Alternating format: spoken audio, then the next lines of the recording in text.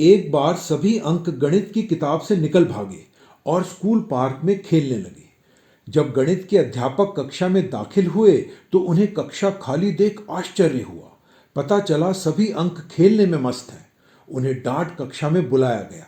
अब सभी अंकों ने खेद व्यक्त कर कक्षा में प्रवेश किया, मगर शून्य नहीं आया। तब अध्यापक ने अंक 1 और 7 को शून्य को ढूंढने के लिए भेजा। शून्य मिला तो, मगर बहुत उदास सा। किसी तरह 1 और 7 शून्य को समझा बुझाकर कक्षा में लाए।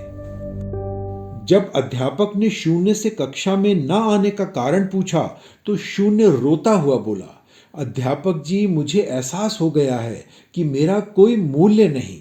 मैं तो सिर्फ 0 और 0 हूं और इसलिए मैं अपने आप से बहुत शर्मिंदा और निराश हूं और इसलिए मेरा कक्षा में आने का मन नहीं था। शिक्षक ने शून्य के मन के भाव को समझ लिया। अब शिक्षक ने बोर्ड पर अंक 1 लिखा और सबसे पूछा कि यह कौन है और इसका मूल्य क्या है।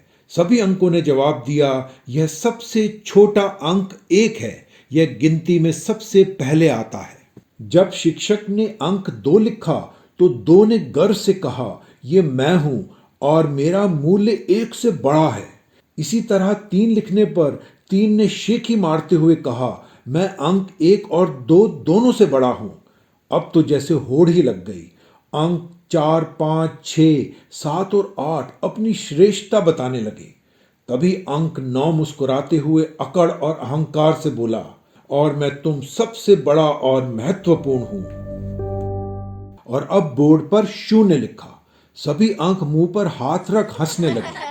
शून्य बेचारा तो ये देख शर्म और ग्लानि से और भी जोर से रोने लगा। अब शिक्षक ने 0 के बाईं ओर 1 लिखा और सबसे पूछा, ये क्या है। सभी ने एक स्वर में कहा, अंक 10। शिक्षक बोले, और अंक 10 तो 9 से भी बड़ा होता है ना। जब शिक्षक ने 0 की बाईं ओर 2 लिखा तो वह सबसे बड़ा अंक बन गया। अब अंकों को समझ आया कि अगर 0 हमारे संग आ जाए तो हम सबसे बड़े अंक हो जाएंगे। शिक्षक ने सभी को कहा, देखो, अकेले तुम इतने महत्वपूर्ण नहीं हो जितने तुम तब बन जाते हो जब 0 तुम्हारे दाहिने ओर खड़ा हो जाता है। इसी तरह हम अकेले इतने विशेष नहीं हैं। यदि हम आपस में जुड़ जाते हैं, मिलजुल कर रहते हैं, मिलकर काम करते हैं, तो हमारी उपयोगिता कई गुना बढ़ जाती है।